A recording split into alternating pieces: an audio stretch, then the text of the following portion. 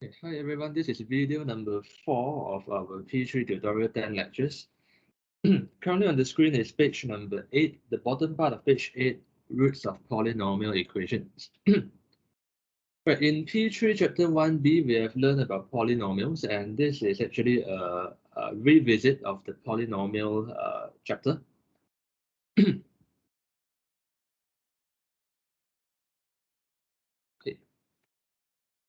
First, let's focus on quadratic equations first. A quadratic equation is something that we are all familiar with since secondary school. And usually in our secondary school level, and in fact in our P1 syllabus when we solve quadratic equations, whenever your discriminant b squared minus 4ac is less than 0, we would say that equation has no real roots and we will not proceed any further. For example, this quadratic equation here, if you find the discriminant, that would be negative 4 squared minus 4 by 1 by 5. You get a 16 minus 20, that is negative 4, which is less than 0. And then we'll say the equation has no real roots. The equation has no real roots. And we'll not proceed any further if we are in the P1 syllabus, or even in P3 chapter 1b, we also do not proceed any further. But now that we have learned about complex numbers, we are able now to proceed further to solve for the complex roots.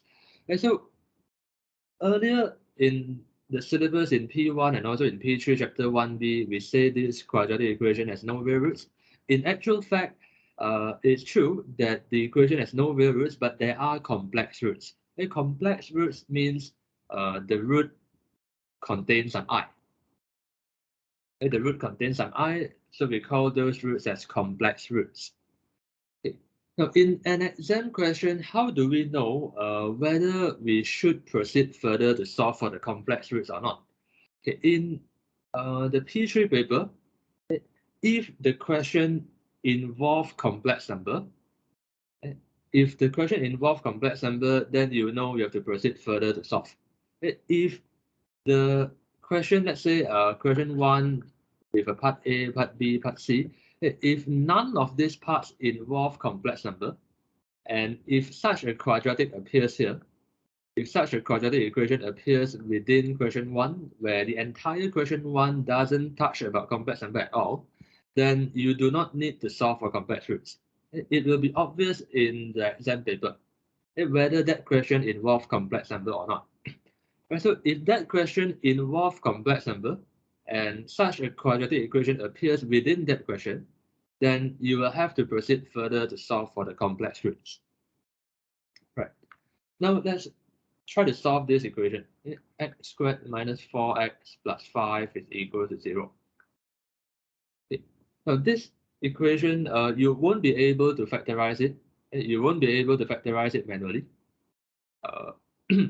And completing the square is also very hard to perform when the equation has complex roots. So the preferred method to solve for complex roots is always by applying the quadratic formula. So you solve for x, which is minus b plus minus square root of b squared minus 4ac divided by 2 times a. So inside this square root, we have a negative 4 and a 2 down there. Right, the surd of minus 4, earlier in this chapter, we have already learned how to deal with such things. It will interpret it as square root of 4 times minus 1. And then we'll distribute the square root over the 4 and minus 1.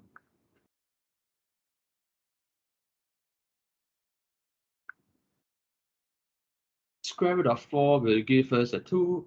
Square root of negative 1 by definition becomes an I. And then you distribute the denominator of 2 across the two terms. You have 2 plus minus I. And therefore, x is equal to 2 plus I, or x is equal to 2 minus I. So these are the two roots for this quadratic. and these are complex roots. These are two complex roots. And so this quadratic equation, it has no real roots, but it has two complex roots. No real roots, but it has two complex roots. And because both the roots contain some I. At the bottom of the notes tell us to observe that these two complex roots are actually conjugates of each other. Because they share a common real term, but the imaginary term, they are negative of each other. And so they form a pair of conjugates. The two roots form a pair of conjugates. And this is not a coincidence. It's actually something that will happen for sure when the quadratic expression have real coefficient. When the quadratic expression in the equation have real coefficients, then if this quadratic equation has complex roots, the complex roots must occur in a conjugate pair.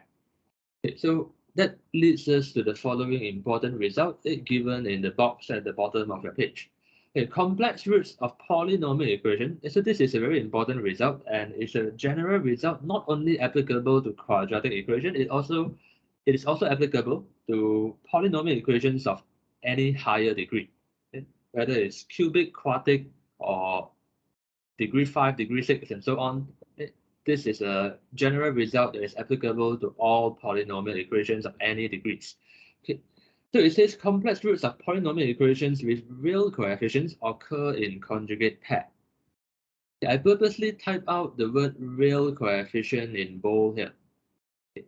So in order for us to apply this result, we will have to first check and make sure that the polynomial equation have real coefficient. That means all coefficients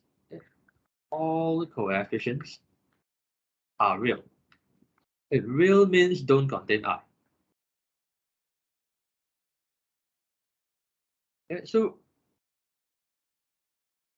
if such an equation with real coefficient has some complex roots, then this result or this theorem guarantees that the roots must occur in conjugate pair.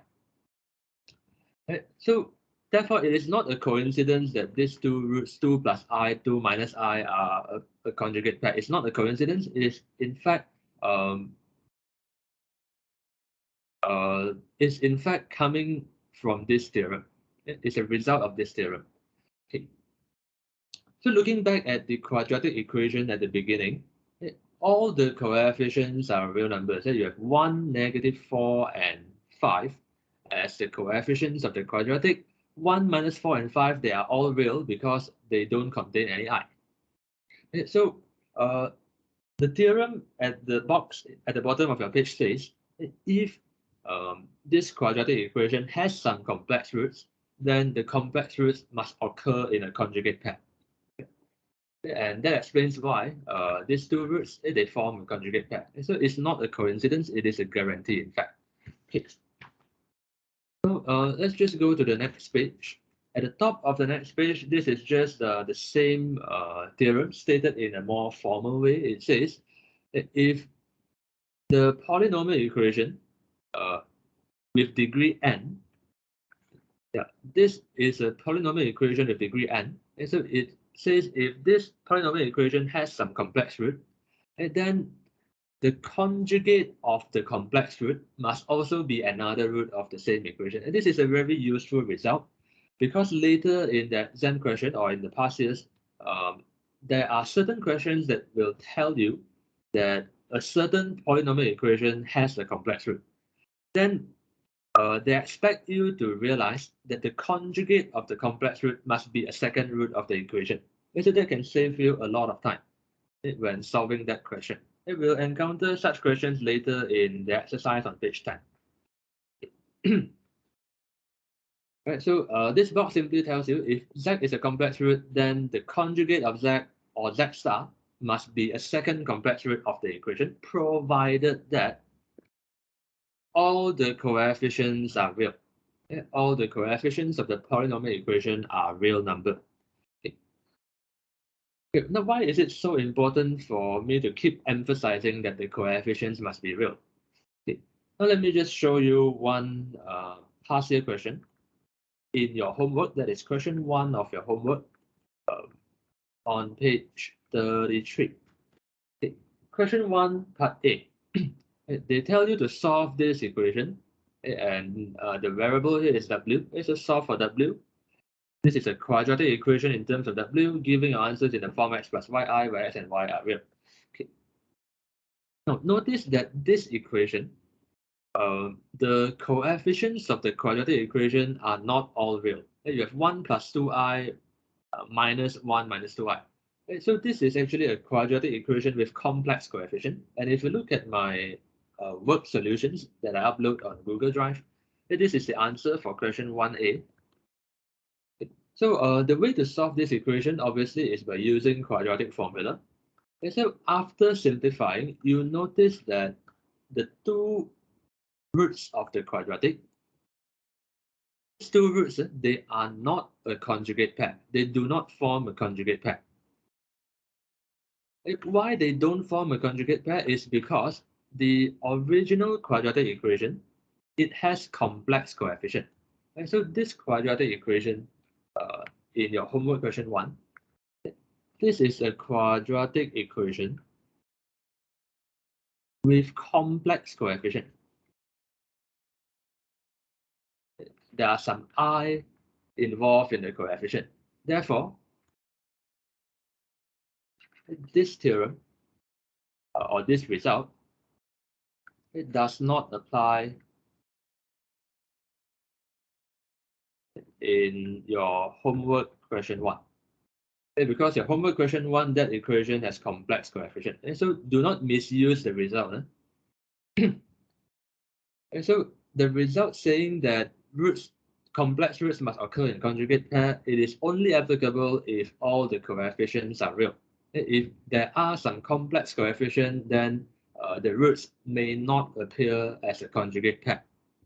Okay.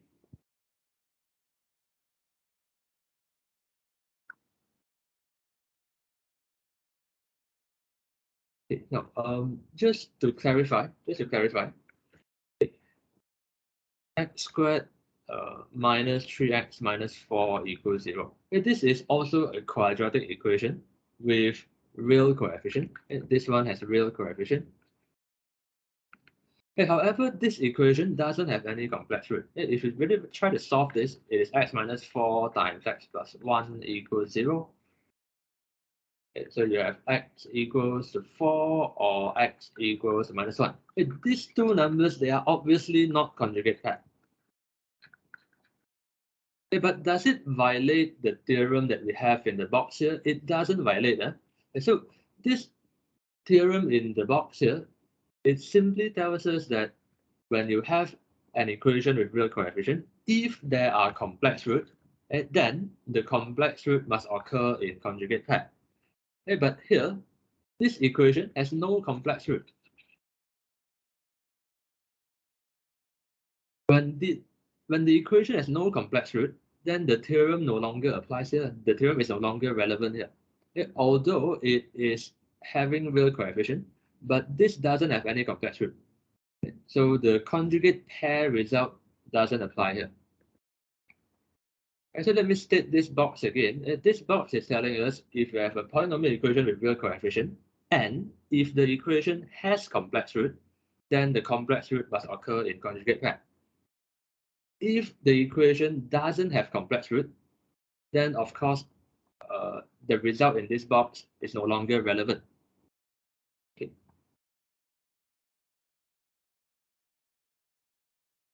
So the current example on the screen, you have 4 and minus 1. These are not complex root. So there's no surprise that they are not conjugate pair because the theorem in the box is no longer applicable here. It's not relevant here. Okay. Now let's go back to page 9. Yeah. Okay, now let's study polynomial equations of higher degree. Okay, so the example on page 8 was about quadratic equation. And now let's expand our scope of study to include polynomial equation of degree 3 and above. Okay, so there is this very useful result that you are expected to know.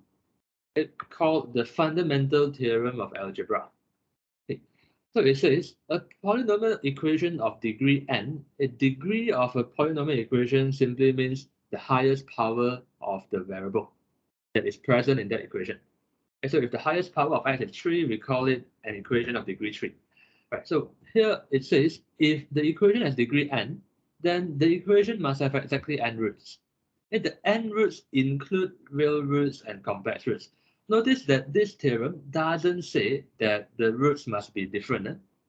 So, for example, we can have such a cubic equation x minus 2 times x minus 2 times x minus 3 is equal to 0. This is a cubic equation.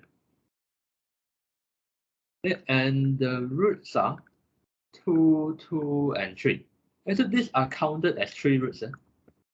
These are counted as 3 roots, where the root of 2, the root 2 occur twice. And so when the root occurs twice, it is counted twice. It's counted as 2 roots. So in total, there are 3 roots. And so this fundamental theorem of algebra, it doesn't say that the n roots must be distinct. If the roots are repeated, then the repeated root are counted multiple times. Okay, so this theorem says it is a guarantee that, for example, a quadratic equation must have 2 roots. Then the 2 roots, you can have real roots, you can also have complex roots. Okay. And in our syllabus, whenever you see the word complex roots, okay, it means complex roots with non-zero imaginary parts. In other words, complex root that contains some I. Okay. In other words, roots that contain I.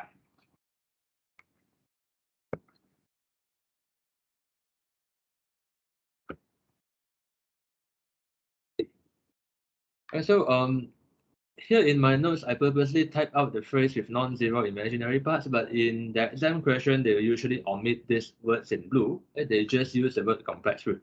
And so in our syllabus, the phrase complex roots means roots that contain some I. So the next line under the box says, if NR denote the number of real roots, NC denote the number of complex roots, then N must be equals to NR plus NC. So it's saying that the degree, and what is N? N is a degree of the polynomial. Okay, so if we are talking about a cubic equation, then N will be 3. And so the 3 roots of a cubic, it can consist of possibly all 3 real roots. It can have all 3 complex roots. It might also have some combination of real roots and complex roots. And so the note down here says it is possible for a polynomial equation to have no real roots. That means all the roots are complex. It is possible. It's also possible to have all real roots. That means it doesn't have any complex roots. Or the equation can have some real roots and its other roots are complex. So it's possible to have some combination of real roots and complex roots. Out of the same single equation, one single equation can have some real roots and some complex roots. Now, the last paragraph here says, since the complex root of polynomial equation with real coefficient, and so in most of the exam question, they will give us equations with real coefficient. And so earlier on page 8, we have learned that whenever we have a polynomial equation with real coefficient, if that equation has complex root, it must come in pairs. It must come as a conjugate pair. So we can deduce that we can deduce the following result regarding the type of roots, real or complex, that a polynomial equation with real coefficients may have. Okay, so let's look at the table down here. So this table down here is talking about polynomial equation with real coefficient. This table here is talking about equation with real coefficient. Now, for a linear equation with real coefficient, it must have one real root. For example, if you have, let's say, 3x plus 2, a linear equation equal to 0, then the value of x that you get, this must be a real root.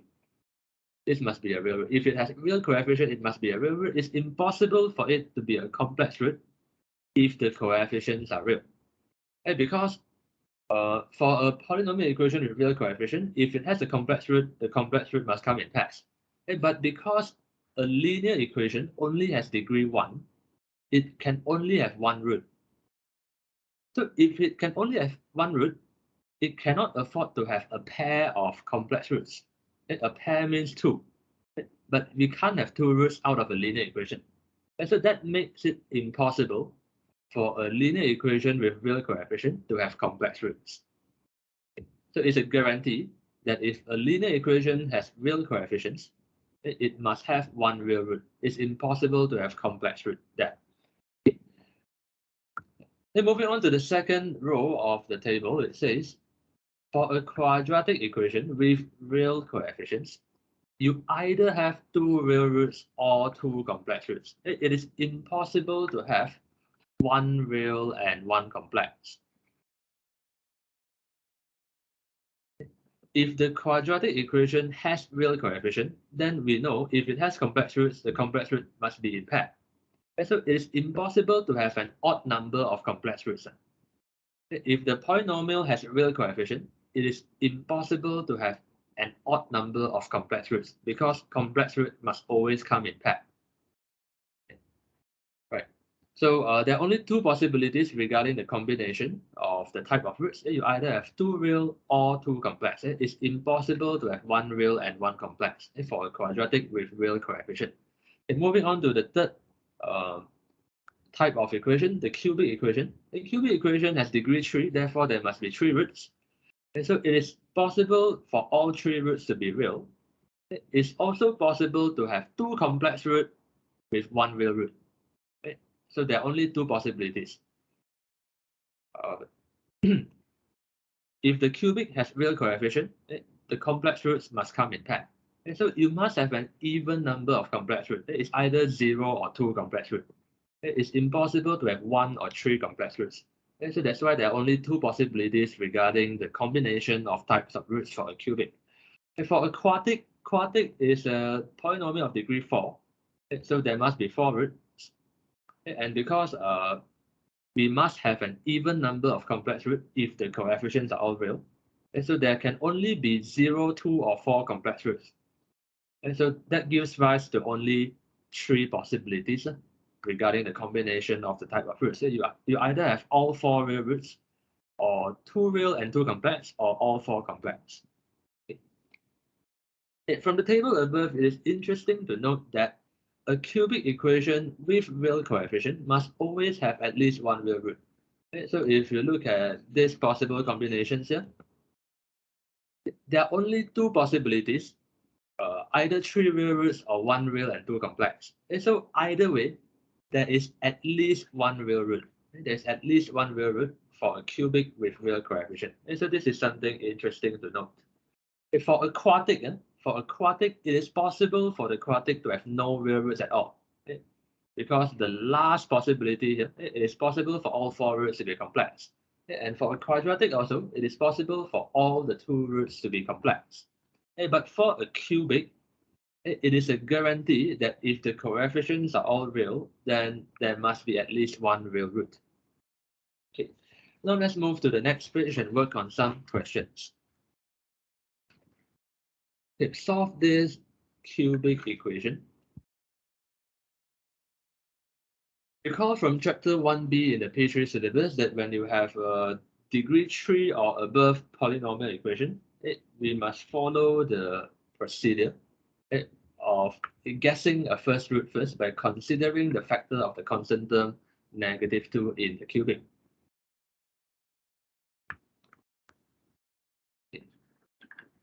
So now I first let f of z be the cubic equation. Then the factors of -2. When we consider factors, we always consider both the plus and minus. The factors of -2 are plus minus 1, plus minus 2. Okay, so we'll try to sub in f of 1, f of -1, f of 2, f of -2, okay, and we see which one will give us an answer of 0. Okay. And so upon trying using a calculator, you will notice that it's f of 2 that will give you 0. So we only write out the successful trial here. 3 minus 2 by 2 squared plus 2 minus 2, that gives you 0. And then we say, since f of 2 is 0, z minus 2, by factor theorem, is a factor of f of z. And then we will proceed to factorize this cubic. And the safe way to do factorization is by using long division. If you are confident enough to do factorization by inspection, you can do that. However, in the exam, I will suggest you to play safe and use polynomial division. So we'll take z cubed minus 2z squared plus z minus 2 divided by z minus 2. So I need a z squared here, z cubed minus 2z squared. Bring down my z minus 2 and it's just a plus 1. So that gives me a 0. Now I have f of z is z minus 2. This is the divisor times the quotient z squared plus 1.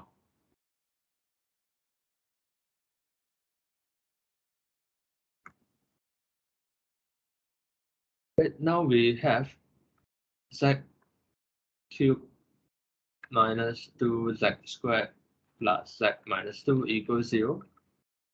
This means z minus 2 z squared plus 1 is equal to 0. This means z is equal to 2, or z squared is equal to minus 1. Z is equal to 2, or z is equal to, well, out of this equation, if you move your square over to the other side, you have plus minus third of minus 1. Okay, but we know third of minus 1 is simply I. So you get plus minus I. So it's okay to write plus minus I here. And that's it. And so these are the roots of the equation. Okay, so the solutions are z equals to 2, or z equals to I, or z equals to minus I, and done. Okay, notice that just one observation here. Because the original cubic is a cubic with real coefficients, all the coefficients are real. You have 1, -2, 1, and -2 as the coefficients. And so all the coefficients are real. Therefore, it is a guarantee that if this equation has some complex roots, the complex root must come as a conjugate pair. And these two roots, they are indeed a conjugate pair. Because 0 plus I and 0 minus I. And so they are a conjugate pair. So it's not a surprise. In fact, it's a guarantee that if it has a complex root, the complex root must come as a conjugate pair. Right, now let's solve question number 2. This is a quadratic equation, degree 4. So as usual, we'll have to go through the procedure of guessing some roots.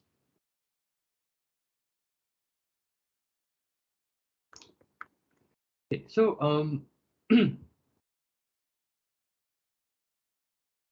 as usual, we let fz be the polynomial.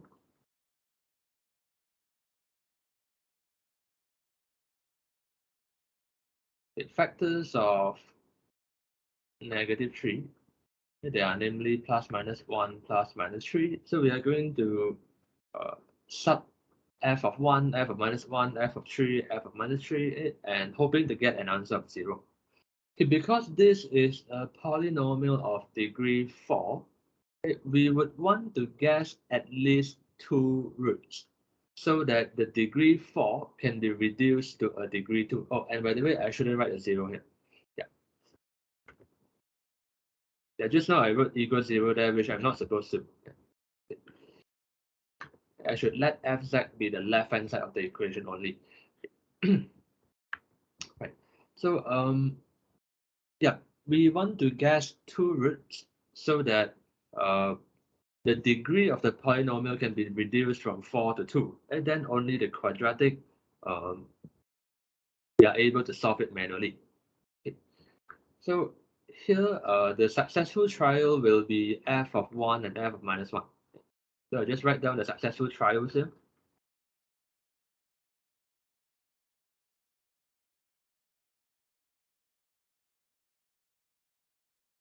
So you get a 0, and then we say since f of 1 is equal to 0, z minus 1 is a factor of fz. Then we also try f of minus 1. This is also another successful trial.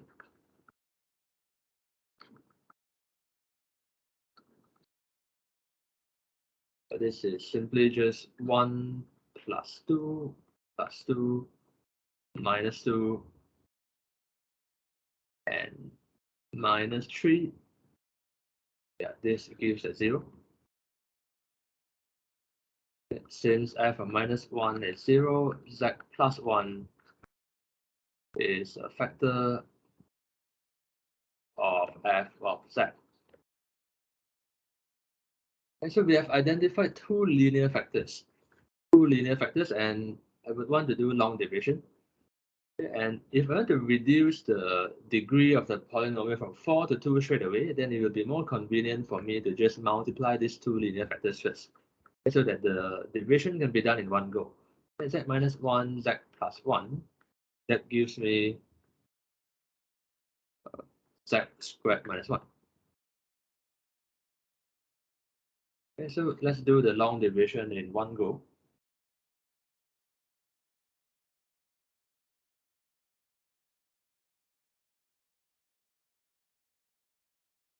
Divided by z squared minus 1. Remember that there is a missing term 0z in between. It's okay not to write out the 0z, just remember that there is actually a missing term in between. So you need a z squared here, so that you have z power 4 minus z squared. Going down, you have minus 2z cubed. This is plus 3z squared. Bring down the next term. Then you need a minus 2z.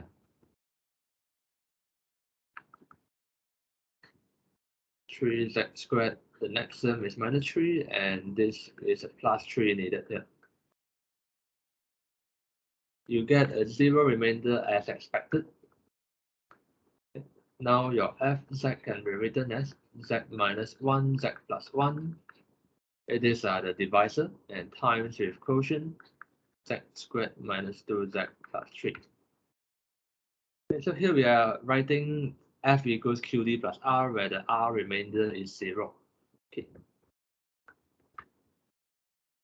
Okay, so this is good enough for us to solve for the roots. Okay, therefore, the original cubic equation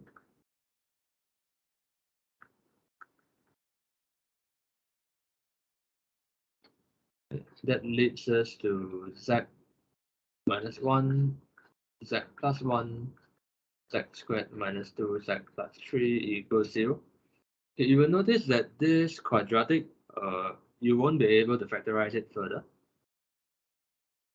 So we'll solve this using quadratic equation, and we'll solve this quadratic using the quadratic formula. So it leads us to z equals 1, or z equals minus 1, or z equals 2. Maybe I do it a bit slower. This is z equals to, sorry, z squared minus 2z plus 3 equals 0. Z equals 1, or z equals minus 1, or z equals 2, minus b plus minus b squared minus 4ac. At least show your working whenever you apply the quadratic formula. Show the substitution of the a, b, and c into the quadratic formula, like what I do here. This is 2 plus minus you have 4 minus 12 inside the square root, that is negative 8 divided by 2. So this is 2 plus minus the negative 8. I will break it down as 4 times 2 times minus 1.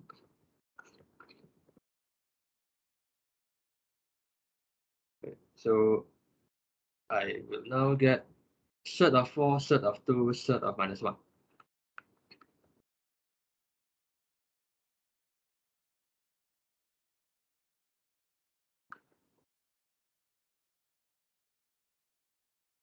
So that would be 2 plus minus 2 third 2i divided by 2. That gives 1 plus minus third 2i. Right, so at the end, just list down the 4 solutions. Z is equal to 1, or Z is equal to minus 1,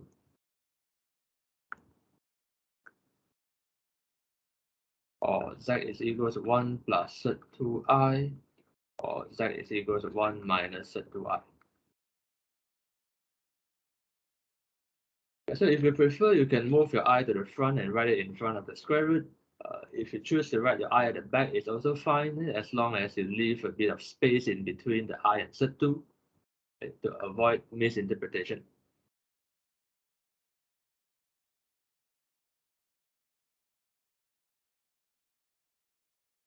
Next, question 3.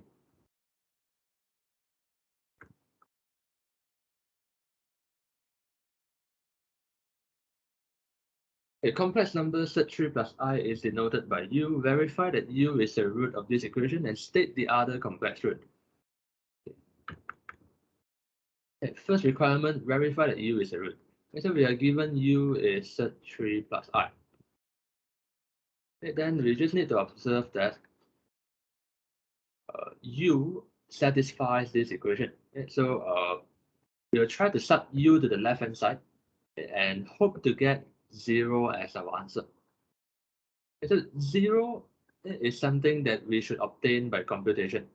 0 should not appear too early in our working. 0 should appear at the end. So note that U cubed minus 8U plus 8 sub 3 is equal to 0 should appear at the end. So don't write 0 too early.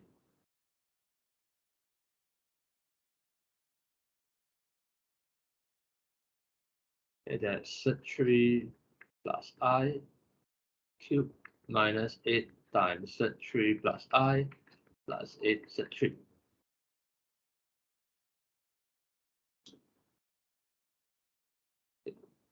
Something to the power of 3, we'll have to expand it using binomial expansion. You start with sub 3 to the power of 3 plus with 3c1, which is just 3, followed by sub 3 squared times I, followed by 3c2, which is just a 3, followed by sub 3 power 1 and I power 2. And the last one will be I cubed. And the rest just expand.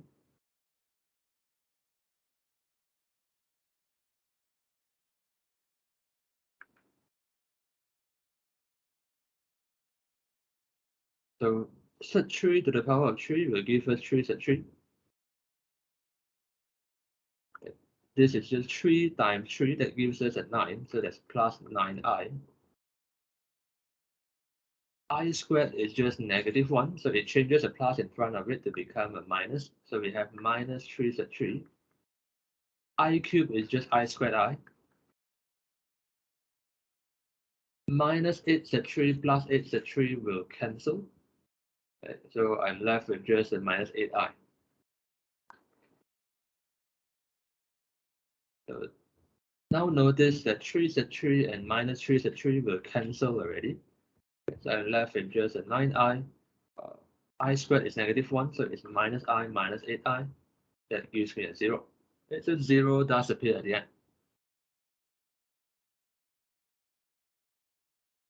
So we have substituted U to the left-hand side of the equation, and we do obtain the right-hand side of 0 by computation. So that means U is a solution of the cubic equation.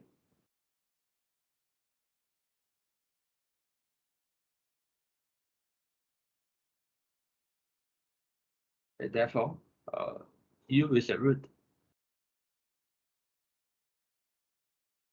of the equation z cubed minus 8z plus 8z3 equals 0. So remember to conclude, you need this sentence to conclude at the end. Okay. So, the next requirement is to state the other complex root of this equation. Notice that they use the word state. Okay, so that means they don't expect us to do computation to get the other complex root. Okay. So we have to make use of the result we learned at the bottom of page 8 earlier. Okay, that if you have a polynomial equation with real coefficient, and if it has a complex root, the complex root must come in pair. Right? So here what we can say is, notice that z cubed minus 8z plus 8z3 equals 0 is a polynomial equation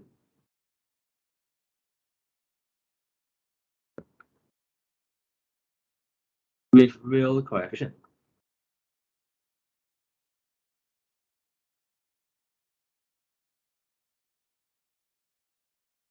Okay, because your coefficients are 1, minus 8, and it's a 3, none of which contain any I. So this is all real coefficient.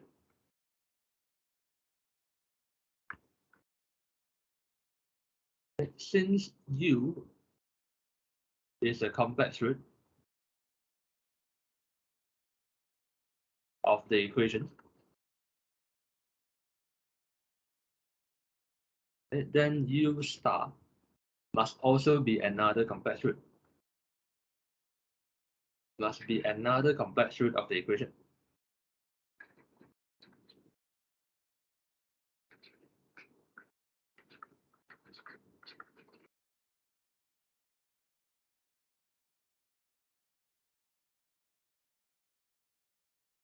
Okay, so here I'm using this result here. Okay. So if we know that z is a complex root of the equation with real coefficient, then the conjugate of z must be the other complex root. Since we already know that u is a complex root because u itself contains some I.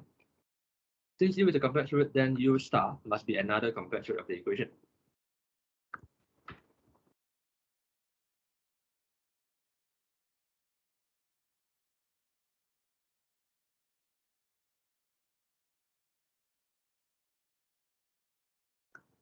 And therefore, the other complex root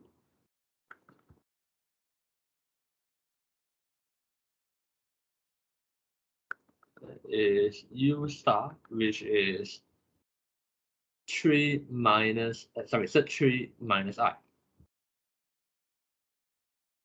Okay, and done.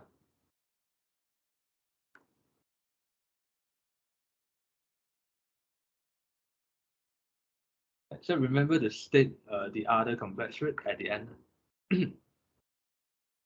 Okay, so in your explanation, it's important for you to notice that the polynomial equation has real coefficient.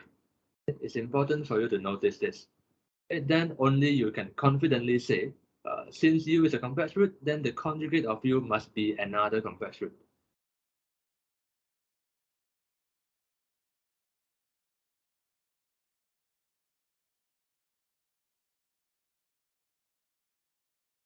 If the original cubic equation has some complex coefficient, then we won't be able to deduce u star is another root.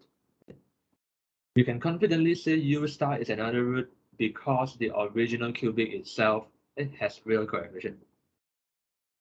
Then only we can confidently say that the complex root must come in a conjugate pair.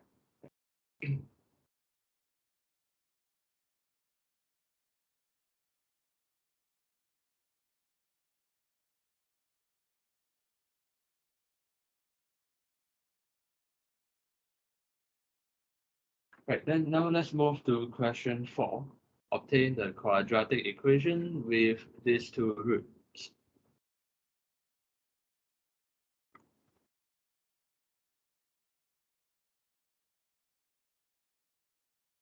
Yes. So before we go to solve this equation, before I show you the working for question 4, let's recall that if alpha and beta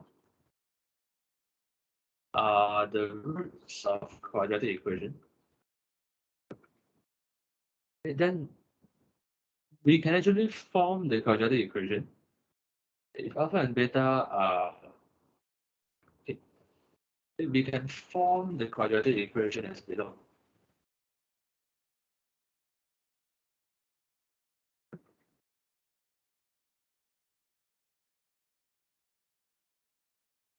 Right, so you can have x minus alpha times x minus beta equals to 0. And then expanding this, you will have x squared minus alpha x minus beta x plus alpha beta equals 0. Then if I factor out my negative, I have alpha plus beta times x plus alpha beta equals 0.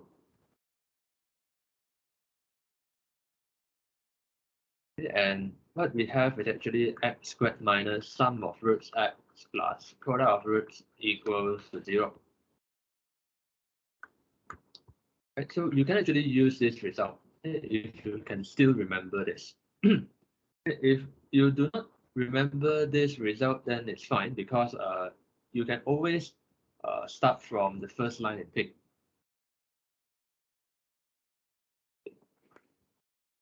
Now I will show you the working for question 4.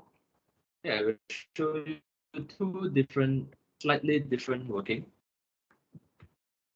So if you remember the result in the bubble box at the top of the screen, where you can form the quadratic by using x squared minus sum of roots x plus product of roots equals 0. And then you can apply the same result here for question 4, where you first calculate the sum of roots as 2 plus I set 5 plus 2 minus I set 5. Notice that plus I set 5 minus I set 5 will cancel. That gives you just a nice number 4. Product of roots 2 plus I set 5, 2 minus I set 5. This is a conjugate pair because each of these two complex numbers have the same real term, and the imaginary term are negative of one another. So the result you know is x squared plus y squared. That's 2 squared plus 5 whole thing squared. That is 4 plus 5, which is 9. And so the quadratic equation is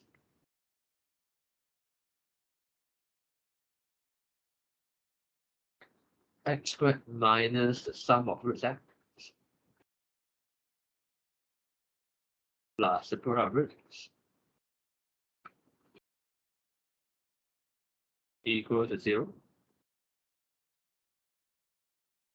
Sum of roots we just calculated just now is 4. Product of roots is 9, and that's it. They are asking for integer coefficients, and we do have integer coefficients at our final answer here, so it's fine. So this will be the final answer.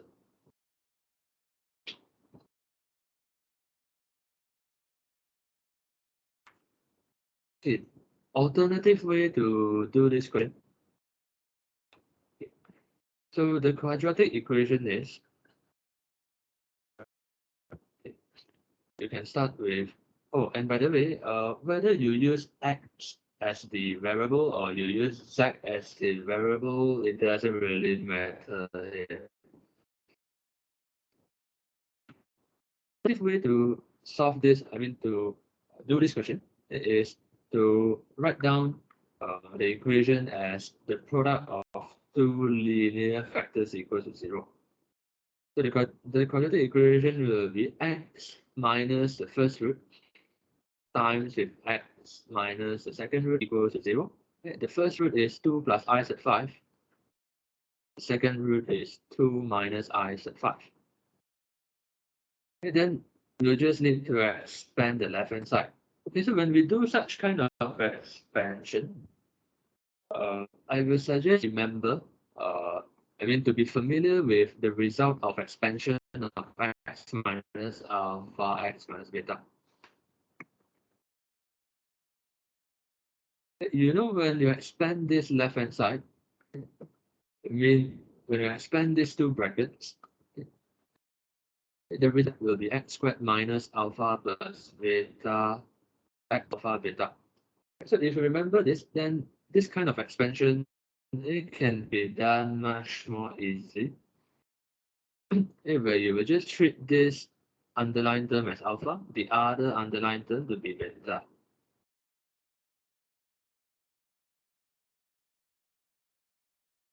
Because you have the form, so you have x squared minus alpha plus beta, x plus alpha beta equals 0.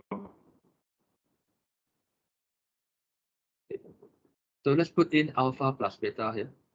This is alpha plus beta. And this part, I'm going to put in alpha times beta. Okay, so what is my alpha plus beta? I just add up the two roots. It's 2 plus I set 5 plus 2 minus I set 5. Then it is 2 plus I set 5, 2 minus I set 5.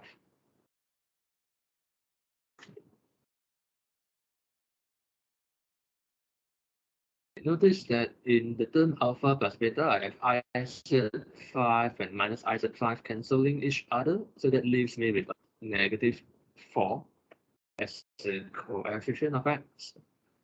The alpha beta, this is a conjugate pair multiplied together. So I know I have 2 squared plus 5 whole thing squared. X squared minus 4x is 4 plus 5 equals 0. So we have a 9 as a constant term. This will be the alternative way to present your answer.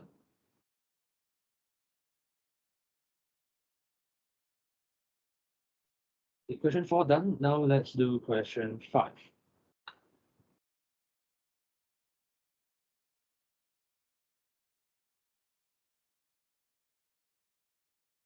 The question 5 will be a common question style in the exam where they are kind enough to tell you a complex root of the polynomial equation. So they tell us 2 plus I set 5 is the root of this cubic. And then once the equation is solved, that means find all roots.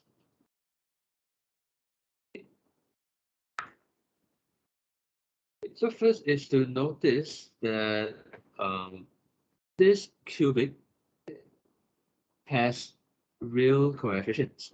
The coefficients are 3 minus 11, 23 do not contain I. And so this is a cubic equation with real coefficient. And to make it easier to present my answer later, I will introduce a function notation as a cubic. Let fz equals x squared plus 23z plus 9 equals 0. First is to notice that fz equals to 0 is a polynomial equation with real coefficients. Since 2 plus I set 5 is a complex root,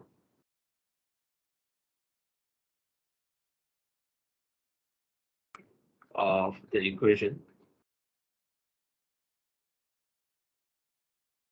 and then 2 minus I set 5 complex root.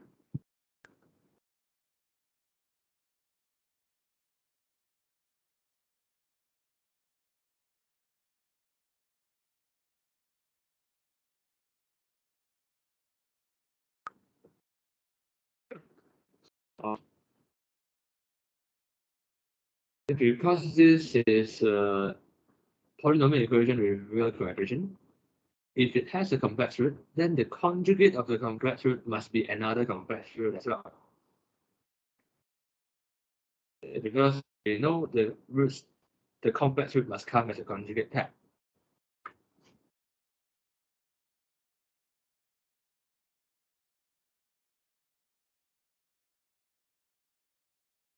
Oh, and by the way, I shouldn't write equals 0 here.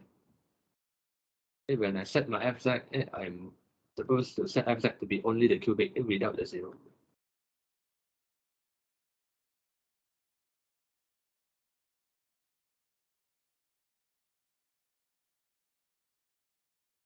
So now, since we already have the two roots of this cubic, we can try to form a quadratic factor for this cubic. We can try to form a quadratic factor for this cubic. And because these two roots are complex conjugates, we expect to get a quadratic factor uh, whose coefficients are all real. We expect to get a very nice looking quadratic factor with very likely integer coefficients.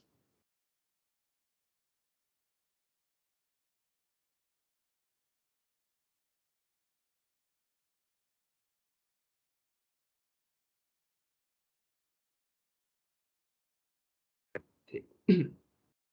So a quadratic factor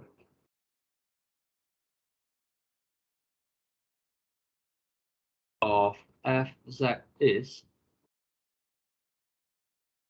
z minus the first root times with z minus the second root. Okay, so the idea comes from here. If we know that fz, if we know all the three roots, if we know all the three roots, let's say alpha, beta, and gamma are the roots, alpha, beta, gamma are the roots, then it must be possible to factorize fz into the form maybe some constant k times z minus alpha times z minus beta times z minus gamma. It must be possible to factorize fz into this form if alpha, beta, and gamma are the three roots for the cubic polynomial. Then um, z minus alpha times z minus beta, this must be a quadratic factor if we expand these two linear polynomials.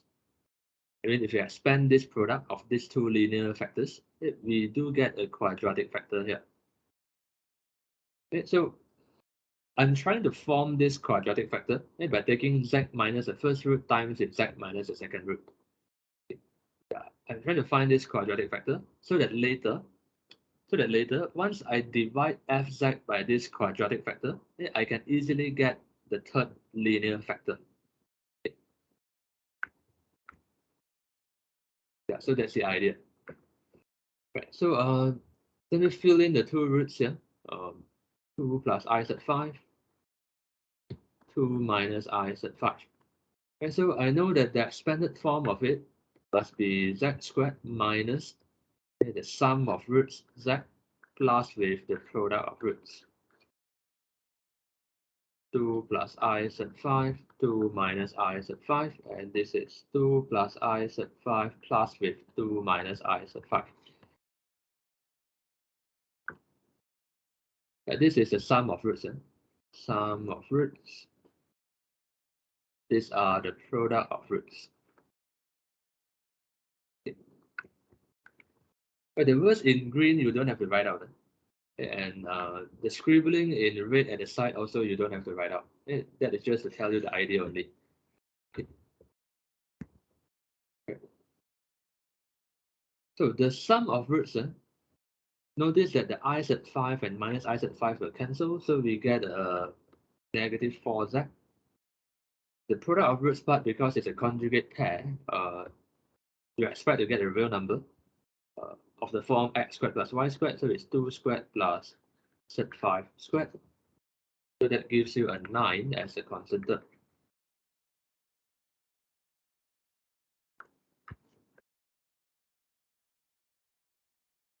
Yeah, so okay, because the roots are a pair of conjugates, the quadratic factor that is formed out of the two roots are usually a quadratic expression with very nice looking coefficients.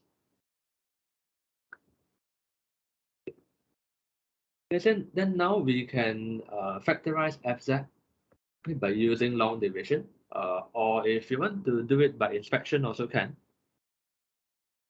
But to play safe, I usually encourage people to do long division. Right, so that would be a 3z cubed minus 11z squared plus 23z plus 9. I divide by z squared minus 4z plus 9. Z squared, I have to multiply by 3z to generate the 3z cubed here. Minus 4z times 3z, that's minus 12z squared, plus 9 times 3z, that's plus 27z. Okay, so going down, we have to subtract. And you have a plus 1, 0 remainder as expected. Now, fz can be written as the divisor times quotient.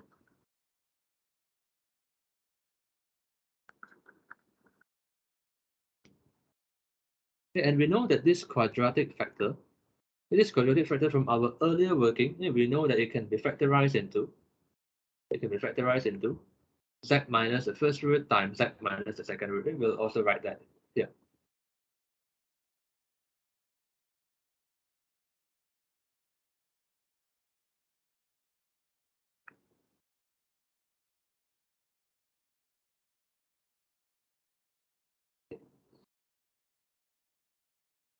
So now at the end, we can finally solve the equation. The 3z cubed minus 11z squared plus 23z plus 9 is equal to 0. This means z minus the first complex root, z minus the second complex root, 3z plus 1 is equal to 0.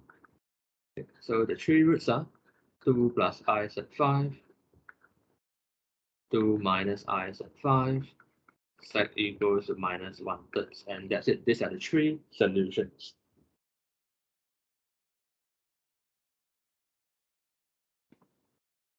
Okay, so the important thing to take note about such kind of question where they provide you with a complex root is given is to notice that because the cubic equation has real coefficients, then without doing any computation, we can already tell the second root. That's why at the beginning, I started off my working with this. I say that it is a polynomial with real coefficient. Since this thing is a complex root, therefore the conjugate of it must be another complex root. And then once I have identified two complex roots which are conjugate pairs, which form a conjugate pair, then it will be easy for me to obtain a nice looking quadratic factor. And then that enables me to do the long division easily to identify what the third linear factor of the cubic is. Then at the end, I can easily solve for the three roots. So it's important for us to notice the second complex root at the beginning, or else it will be very painful to solve.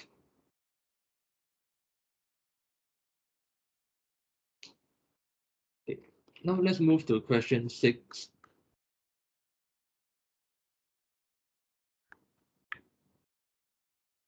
Is a root of this quadratic. Quadratic means a polynomial of degree 4, where b is real. Find the value of b, solve the equation. Okay, there are two ways that I can think of to solve this question.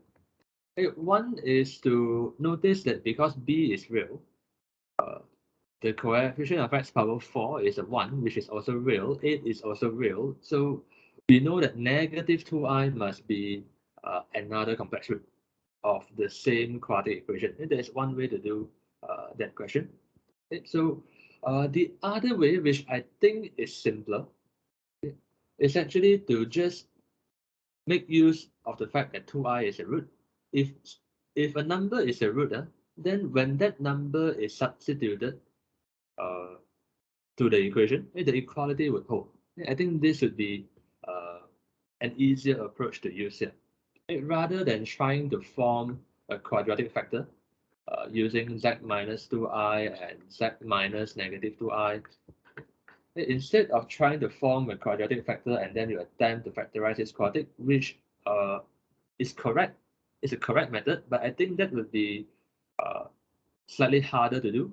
It will be much more easier to just substitute your 2i into the equation, and you know that the equality would hold. Okay.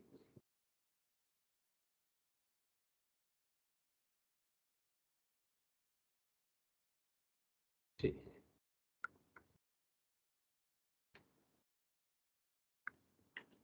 Okay. Now, since 2i is a root, we know that 2i power 4 plus b times 2i squared plus 8 is equal to 0. Okay, 2i power 4, you can just expand the power.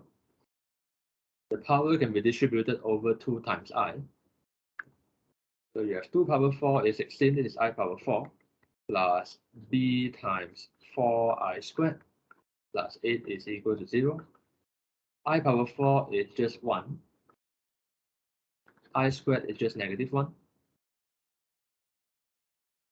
From there, you can easily get 16 minus 4b plus 8 is equal to 0.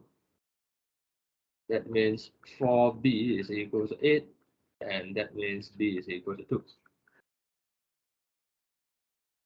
Okay, b is equals to 2. Did I miscalculate anything? Oh, yeah, it's 16 plus 8. 16 plus 8, so that should be a 24. 16 plus 8, that should give me 24. Yeah, so b is 6. Okay. Okay. So just to show you what is the other method to find b, I will just show you the alternative method here. Alternative method. Okay. Alternative method is to note that z4 plus bz squared plus 8 equals 0 is a polynomial equation with real coefficients.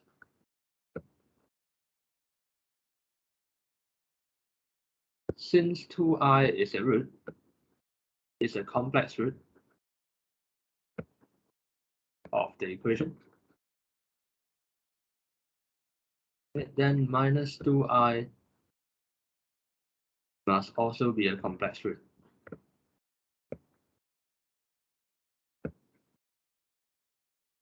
of the equation.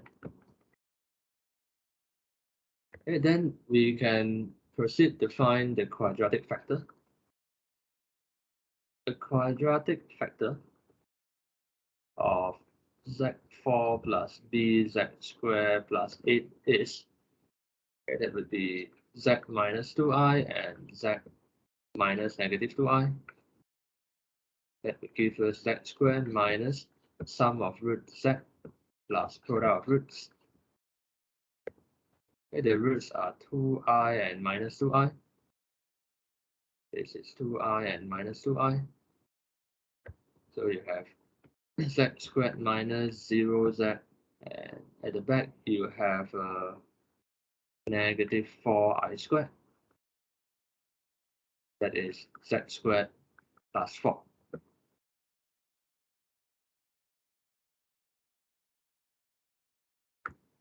And then next we can attempt to factorize this quadratic. We can attempt to factorize this quadratic.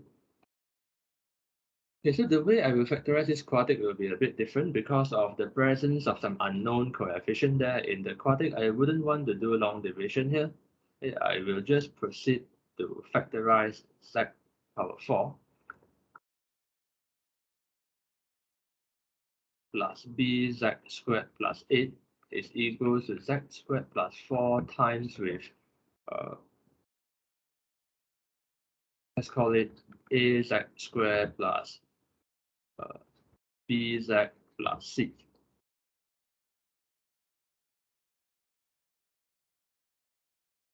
Okay, but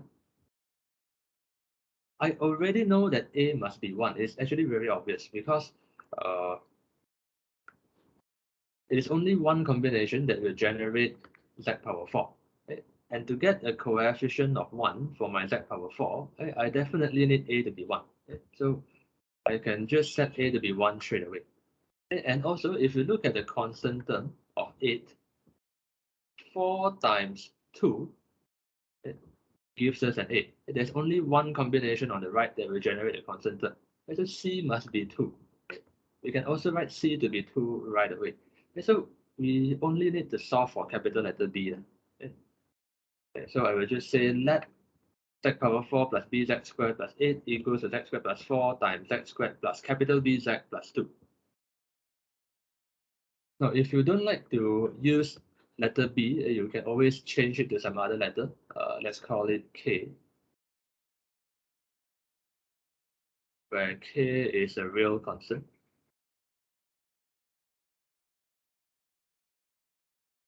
And then just compare coefficients to find the value of B and K. But the aim is, of course, to solve for B. Right, so now, if you choose to compare coefficient of z cube, compare coefficient of z cube, then you have uh, so looking at the two brackets on the right, what are the combinations that will give you z cube? You have this power 2 times to power 1, and this would be the only combination.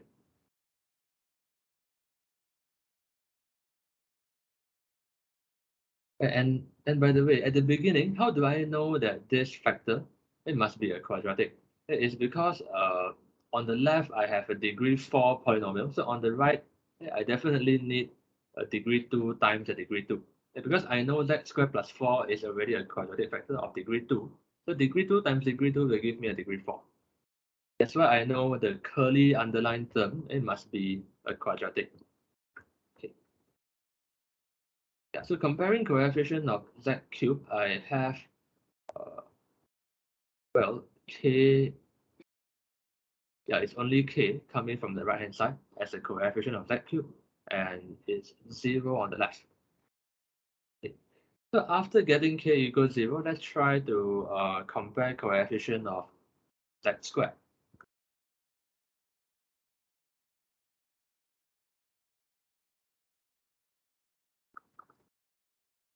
The compare coefficient of z squared on the left obviously is a single b there. Okay, on the right, you have your z squared times with the constant term times with your z squared. So you have b on the equals to 2 plus 4, and that gives you a 6. Yeah, so that's how you obtain the b. If you use the alternative method. And so the alternative method is obviously much more, and uh, obviously I would prefer the method on the left by simply substituting 2i into the equation, and that is much faster. Okay, but just to show you what is a different method that you can use. So it's good for you to know the alternative method, but of course in the example you would want to choose the fastest method possible. Okay, so yeah, so this is the two different methods to solve for B. And now I will go back to the method on the left of your screen. Yeah, so find the value of B. So this is the first task done, and then they say hence solve the equation. And so let's suppose that we use the first method on the left of the screen. Then how do we proceed to solve the equation? And so the equation becomes now that we know B is 6, the equation becomes z power 4 plus by 6z squared plus by 8 is equals to 0. And now notice that if we treat z squared as the variable, then this equation now actually has a quadratic form. And notice that you can actually factorize this easily.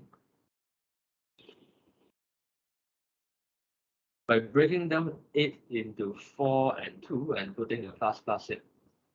So that your 4 times 2 gives you the 8, and your inner and outer combination, it will give you the 6z squared. Okay.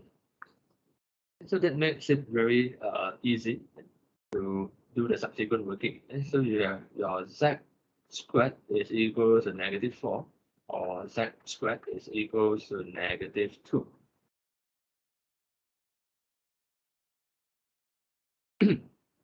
So your z would be plus minus z minus 4. Z is plus minus z minus 2. And I believe you know how to deal with this kind of thing. This will be broken down into z4, z minus 1. And this is plus minus z2, z minus 1. So z would be plus minus 2i, or z would be plus minus z2i. And so at the end, just conclude z would be 2i, or z is minus 2i, or z is z2i, or z is minus z2i. Yeah, and that's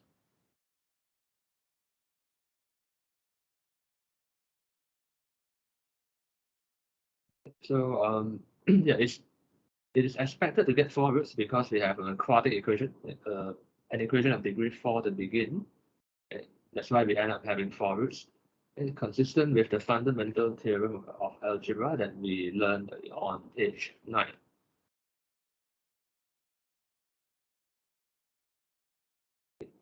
And here, if we had used the alternative method to get b, then it's also quite easy to continue from here. If we had used the alternative method, then to continue to solve for the roots. So yeah, the quadratic equation becomes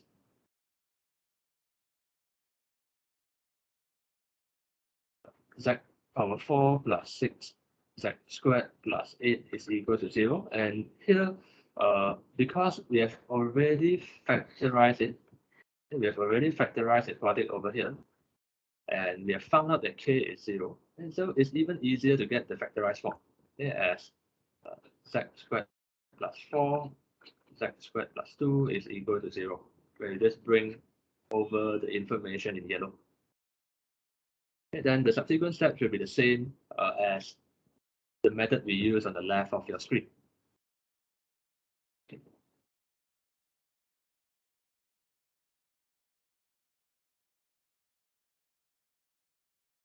Right. Now let's move to question number 7.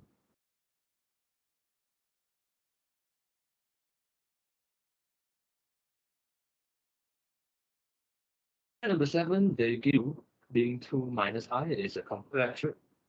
U is the root of this equation where the constants a and b are real. Find the values of a and b.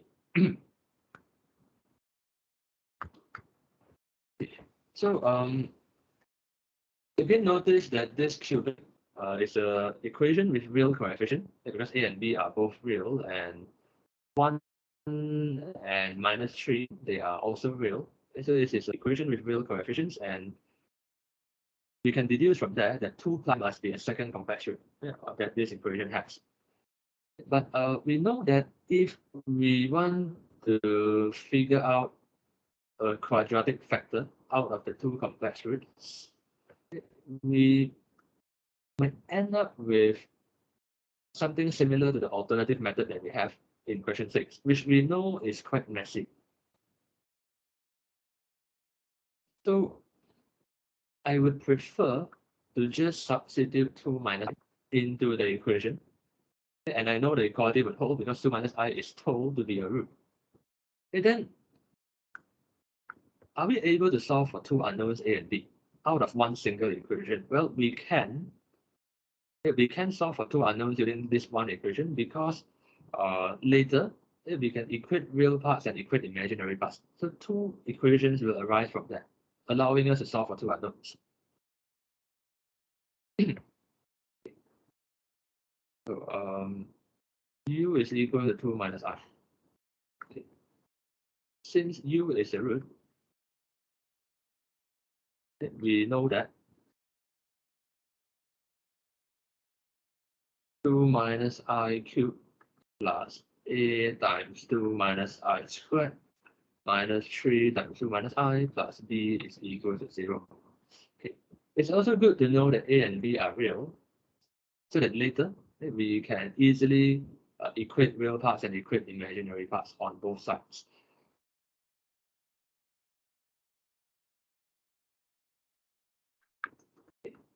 Now let's expand the left-hand side. Okay, so a binomial term to the power of 3 is something that you should be able to expand it rather quickly. And we start with, so this term here, I write down the expansion in blue. I start with 2 cubed, followed by plus 3c1 is just a 3, 2 squared minus I power 1, followed by 3c2, 2 power 1 minus I squared, followed by minus I power 3. Then the next term, right in red, this is a times 4 plus I squared minus 4i. The next term I write in purple. This is minus 6 and plus 3i. And the last plus b, I just copy it back, equals to, on the right, I just write the 0 as 0 plus 0i to make it easier for me to compare real parts and imaginary parts later. Okay, so on the left, I have 8. This is a 12 times negative I, so I have negative 12i. 6. This negative upon squaring will disappear. So it would be an I squared only. Okay, so be careful with the negative. The yellow colored negative when I square it will disappear. Okay, and the next negative here, when I have an odd power applied to it, the negative would remain there. So I have minus I cubed, which I write as minus I squared I. Okay, this I squared will be replaced by negative. So I have my plus a times 4 minus 1 minus 4i. Minus 6 plus 3i remains. Plus b remains 0 plus 0i. Yeah, when you write, just be careful not to confuse between the numbers 6 and b. So make sure you can differentiate which one is 6, which one is b. 6i squared, I will just write as minus 6. I squared being negative 1, so I write as plus I here. This is a multiplied into the bracket. 4 minus 1 is 3, so I have 3a. This is minus 4ai minus 6 plus 3i plus b is equal to 0 plus 0i. Okay, now it's time to group all the real terms together. The real terms are a minus 6, 3 minus 6, and plus b. Okay, so the real terms, 8 minus 6 minus 6, I should get a minus 4 plus 3a and plus b. Okay, so these are the real terms. The imaginary terms, minus 12i plus I, 4ai plus 3i. So I have minus 12 plus 1 plus 3. That gives a minus 8. And also I have a minus 4a. I is equal to 0.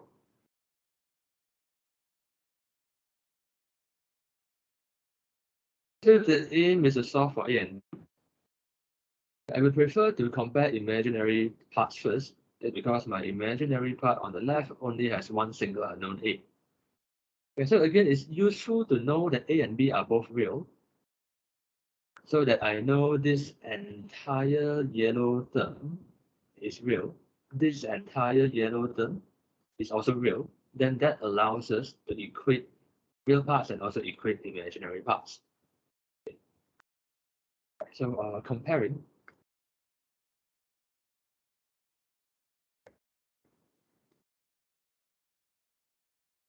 imaginary parts, we have minus 8 minus 4a is equal to 0.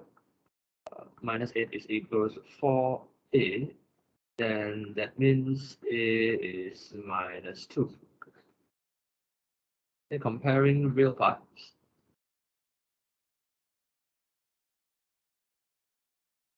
Minus 4 plus 3a plus b equals 0. Minus 4 plus 3 times minus 2 plus b is equal to 0. Here, because a is negative 10 plus b is 0, so b is obviously 10. Yeah, so there we have a and b. So if you like this state at the end, a equals minus 2, b equals 10.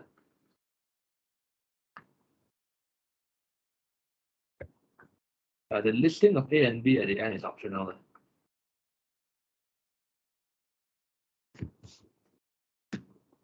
Yeah, because earlier you have already stated a and b.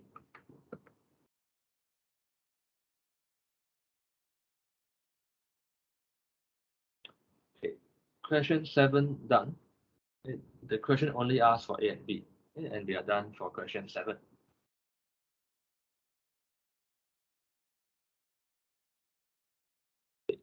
Question 8.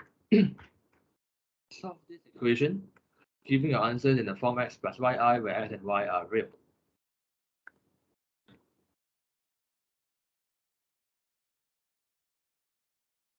Okay, so this is a quadratic equation with complex coefficient. So we cannot expect the roots to be a pair of complex conjugates. We cannot expect the root to be a conjugate pair because here we have complex coefficient. So when we have complex coefficient, the best way to solve this quadratic is by using quadratic formula. There are no other better way. So yeah, just apply the quadratic formula. Solve for w, that would be minus b plus minus. It will be quite messy to solve such a quadratic equation with complex coefficient, but you will have to learn to deal with such a mess. So you have b squared minus 4ac. Okay, the c will be negative of negative. It will be negative of 1 minus 2i. So I need a bigger bracket here. And for the sake of clarity, I need a bigger bracket here. This is negative of 1 minus 2i divided by 2 times 8.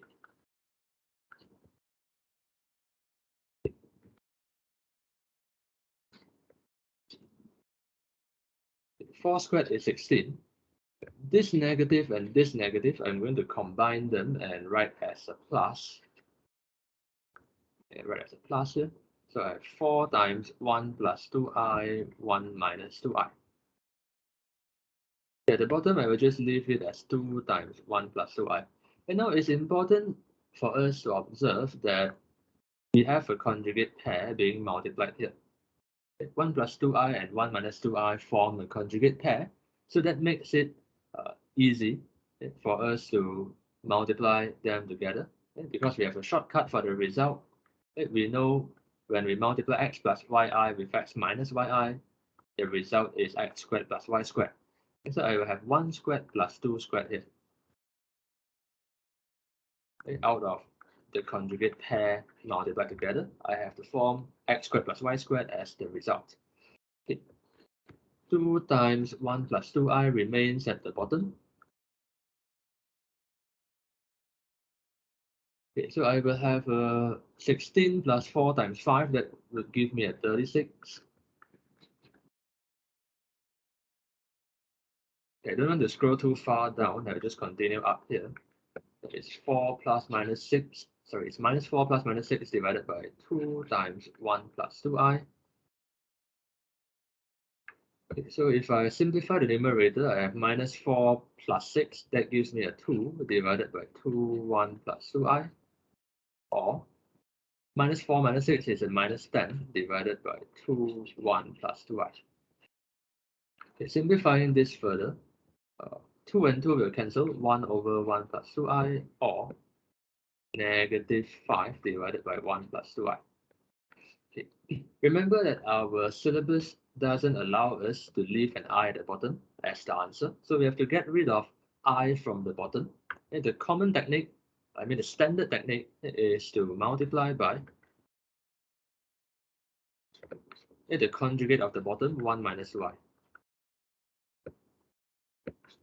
Do the same for the other term.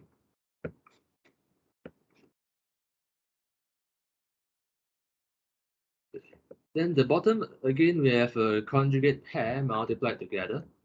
Okay, so that will give us a 1 squared plus 2 squared as the result.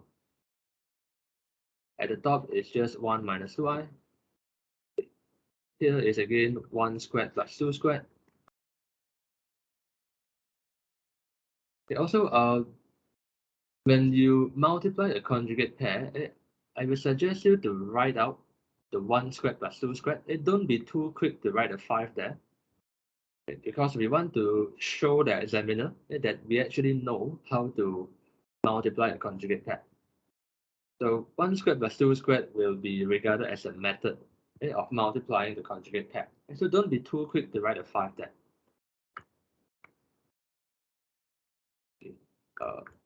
Yeah, so here we have a negative 5 times 1 minus 2i at the numerator. Okay. 1 squared plus 2 squared is a 5, so I have 1/5 minus 2/5 I, or this 5 and this 5 will cancel. So I have now negative 1 plus 2i. And that's it. These are the two solutions.